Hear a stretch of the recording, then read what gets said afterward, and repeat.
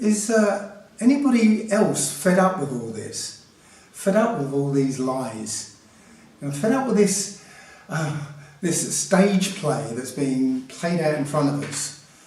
It's like we've known that this Third World War was going to be sort of fomented, you know, around about this time. We knew. Albert Pike told us in the 1800s, and he wrote in his book, was it Morals and Dogma? I think it is. I can't remember. But he said we're going to make up 3 world wars. Right there, and he basically said World War I would do this, and World War II would do this, and World War III would start in the Middle East. So we've known this is coming. None of this is a surprise, but we're being subjected to this dog and pony show to make us believe that it all came about, you know, organically, no plan here, you know, it's all accidentally happening. And you know what? Even those people who haven't been doing the research, right, are realizing, no, this isn't real. This isn't happening the way they're telling us. Yeah, I think it was Richie from Boston that broke the idea that Trump is literally, he did a ritual to show that he was a willing slave of the juice. The juice. He's a willing slave of the juice, because that fake assassination attempt, which you know, put a hole in his ear, was something that's written in the Old Testament, when when somebody who was a servant, all right, I'm very careful not to say slave, because slave and servant were 2 different things. A modern slave and a servant in the Old Testament were 2 different things. But when a servant finished his indentured servitude, he could choose to continue being a servant, and in that case, that he would publicly put what they call an awl through the ear to show that, yeah, he's a willing servant. So that ritual, the fake assassination, was him publicly swearing allegiance, right, to the Jews. Current non-Jewish Messiah was chosen to be of service to the Jewish people and the Jewish Messiah. President Trump's right ear was grazed in a symbolic gesture of Exodus 21:6, where the Torah states that a servant who wants to remain with his master needs to have his right ear pierced. Trump was designated as God's servant and anointed one, just like Cyrus the Great almost 2,400 years ago. You know, there's no doubt now what happened when, you know, war was declared, right? When America essentially attacked Iran, right? Well, they didn't want to attack Iran. It was the Jews. Israel wanted Iran, not America. But, you know, stepping back further, it's not Israel or America or the Jews or whatever. Right? This is the plan. This is the great work that's been going on for thousands of years. This has been planned for a long, long time. Right? And you know, it's ridiculous talking about the characters like Trump. No, they weren't even alive when the plan was hatched. Right? But we've been, over the thousands of years, been steadily moving towards this point. And you know, along with this idea of war in the Middle East, the Third World War springing out of that area, is the collapse of all the religions. Well, all those religions came from them, came from this people who are the enemy of humanity. Yeah? They created all these religions so that they could collapse it in this time. They can collapse all these religions into the one Luciferian religion. And that's where this trajectory is heading, towards that. And we can see it. We can see the wickedness that we're being initiated into, so that we accept it. You know, if you watch television, I haven't watched television in 20 years, something like that. But every time I'm subjected to it, I'm struck by the wickedness. I'm struck by the lack of morals, I don't know, the cutthroat evilness of what I see on that thing.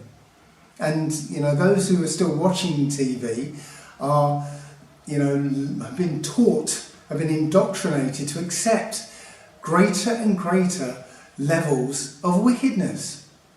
That's it. And, you know, we're looking at all these people in the public eye. And I think we all know that every single one of them is on the Epstein list, or the equivalent in whatever country you're in. Because Epstein wasn't the only one. In the UK, we had Jimmy Savile. And Jimmy Savile was close to the Charlie Sausage Fingers. Just like Epstein over there was close to Randy Andy. Yeah? It's not accidental, right? It's a plan. It's a corporation that's doing this. And the thing about the Epstein files, I know many people are going to say it's a distraction. Yes, I believe it was meant to be a distraction, right? But I think it's got away from them. I think that you know, this distraction, which was no doubt planned to take away attention from, you know, other things, other, you know, more serious things. It's literally taken on a life of its own. It's going where they don't want it to go. And, you know, I'm not even sure, right? Okay, step back a second. I know that in chess, for instance, one of the most powerful moves that one can make is the sacrifice, because of the offering of the sacrifice draws everybody's attention to it, and so other things can be done somewhere else on the board. But I don't think that Randy Andy was meant to be sacrificed at this point. I think they had to do that because it was getting out of hand. I don't think they wanted the British people to find the equivalent of the Epstein files. That should be the Savile files, I'm sure. But yes, I think now that Andy's been arrested, now the Americans are going, well, hang on a minute.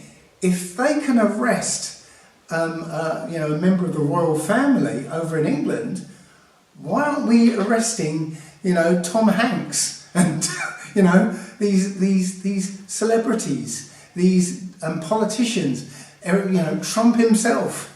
I mean, I actually saw some pictures that were released in a different country of Mr. Trump with all these little girls, but we all know that he was there. He was getting involved in all this stuff, and the more that comes out, the more that we find that all these people involved in eating people, drinking their blood, doing stuff to children. We all know that that's what's been going on. Well, we all know. Those who have been researching know that this has been going on. But now the man in the street knows it's been going on, and now it's still going on. When Epstein was spirited away under the pretense that he killed himself, we know that it didn't end there. It's still going on. It is still going on. And it's all of them. It's every single one of them. Every one of them. You know, it's like, why aren't people mad? You know, we've found out that they're feeding us children in their fast food. You know, if you eat that stuff, don't eat that stuff, please. You know, when we fed cows to cows, we got mad cow's disease. I'm sure they're trying to do the same thing with humans. Yeah, so no, don't eat that stuff. Let's see McDonald's die. Yeah, let's see Burger King and KFC die. Forget that. Right? So I've gone off track here. So we've got this war in Iran now. I'm laughing because I think they expected it to go a certain way, but it didn't. Right? So I think America, you know, big bad America, was supposed to just saunter over there, you know, kick butt, as they put it, and everybody would, you know, the Iranians would sort of cower and you know, say, please America, don't keep attacking us. We'll do everything you say, and here's our oil. Do what you want. Yeah, didn't go that way. Yeah, I think. It's funny actually. When I went to live in America, one thing I noticed about the cars over in America, they had these very big sort of powerful sports car type things over there. They had sort of massive, 6-litre engines or whatever. But when you looked at the performance, their top speed was pretty low, and I thought, hang on a minute, I had an Escort XR3i, and its performance was on a par with these massive, huge muscle cars over there, which had like a 6-litre engine, and this is like a 1.8 litre engine in a little Escort, which had a similar performance to these big monsters over there. And that's pretty much what's happening in Iran. Yeah, America's got all this massively high-tech weaponry, right? And it's been defeated by, $20,000 drones, right? Which have much similar performance as their expensive weaponry, but at a fraction of the cost and much smaller, lighter, and the point is that America's being ripped to pieces here over in the Gulf, and Iran is is taking control of this war. The American government are saying, come to the negotiation table now. Please come to the negotiation table, and let's have a ceasefire. And Iran's going, nah, we're seeing this through. So yeah. And now I do know that, yes, again, this is part of the plan. Yeah, it was always part of the plan. But I know that we're talking about different tribes, different factions of this bloodline that are in control of these various countries. Yes, they're acting together, but there's also rivalry between the tribes. So no, it's not going the way they expected it to go. And I know that part of the reason for this war is to drive up oil prices so that it'll have the knock-on effect that will affect everything else. It'll literally affect the whole of commercial life. So food prices, fertilizer prices, plastic, all the shipping, distribution, all that, everything is going to be affected by this, so that they can bring in their digital ID and social credit system and all that, yeah. But I think it's not going to work. I think there are too many variables involved in this, and literally it's not going to pan out the way they say it's going to. So, you know, it does look kind of intimidating, it looks frightening, but I'm asking people not to be afraid, not to be afraid of this. Yeah, it's not going to go the way they want. We can help. We can help. You know, make sure that their plans fall flat by not cooperating, by not going along with it. Yeah, they want a war. They want us to fight this war. No, let's not fight this war. You know, the penalties for, you know, not going along with the draft, and I know they're going to be bringing a draft in the UK. Yeah, there'll be penalties. There'll be maybe prison time. There may be whatever. Right? One of my heroes, Muhammad Ali, right? He faced that. He was drafted and he refused to go. My conscience won't let me go shoot my brother or some darker people or some poor hungry people in the mud for big powerful America and shoot them for what? They never called me nigger. They never lynched me. They never put no dogs on me. They never robbed me of my nationality, raped and killed my mother and father. What I'm going to shoot them for what? How am I going to shoot them? Them little poor little black people, little babies and children and women. How can I shoot them poor people? Just take me to jail. You know, he was heavyweight champion at the time. They stripped him of his belt. They put him in prison, and so he would have lost everything. But he still went. He still went to prison and took it all, and stood by his conviction that, you know, I'm not going over there and fighting people I don't know and who never harmed me, who've never done anything to me. My enemy is at home here. Our enemy is at home here. Our enemies are the ones who are telling us to go and fight. Yeah, they're the ones who are implementing the World Health Organization and the WEF and the UN, all their policies, right, against us, against our will. They're the ones bringing in the 15-minute cities. They're the ones who are trying to bring in this digital ID and keep us under surveillance and put us in 15 minutes. They're the ones. They are our enemies. They're the ones we should be fighting. And again, we don't have to fight. Right? We literally don't have to fight. We just stop complying. Stop complying. Stop going along with it. Yeah. If they bring the draft in and nobody wants to fight and they put people in prison, don't worry about their prison.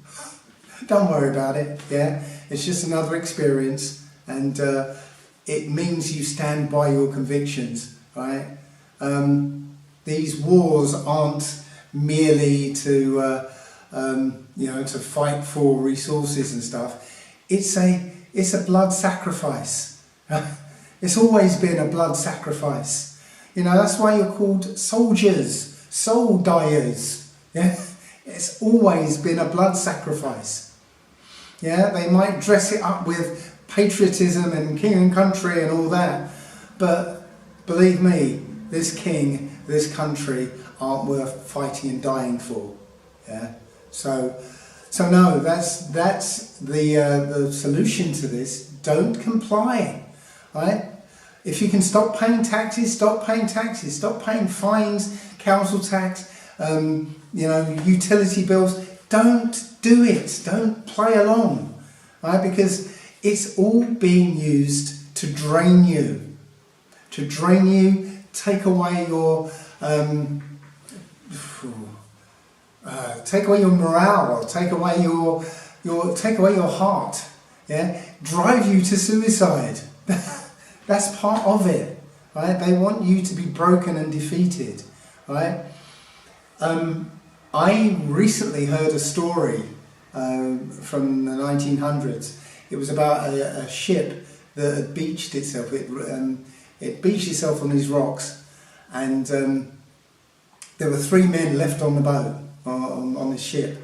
2 men were in the cabin, and one man had climbed up on the rigging, and he'd lashed himself to the top of the mast. And a big wave came over and washed away the cabin, and those 2 that were in the cabin died. Okay, and this guy who was attached to the rigging, you know, it was raining heavily, it was really bitterly cold. He saw some fishermen on top of the cliffs, and he unlashed himself and took off his jacket, and he was waving to the fishermen. But the fishermen, there was nothing they could do. So this man, he literally climbed down out of the rigging, and he swam to the cliffs, and literally it was a sheer cliff all the way up. So he tried to get a foothold on the cliffs, and the waves just kept washing out, and he got back, and he did it 3 times. 3 times he was washed back out to sea.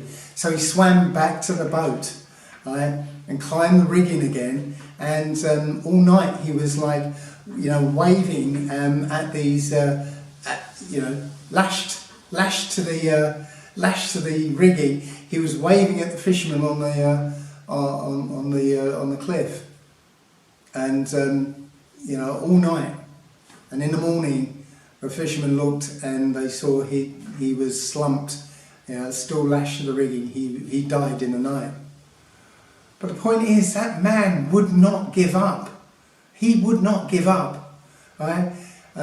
Somebody actually said afterwards, after hearing that story, that when that man died, right, you can bet he was looking his maker straight in the eye, and you know, without fear, because that's the man that I'd aspire to be, and that's who we should all aspire to be. Don't give up. Don't take their digital ID, give in to their 15-minute cities. Don't give up. Stand firm, right? And it doesn't matter what they try and do to you for not complying, right? Believe me, it will be worse if you comply, and it'll be worse for all of us, right? Stand up to this. Thanks for listening.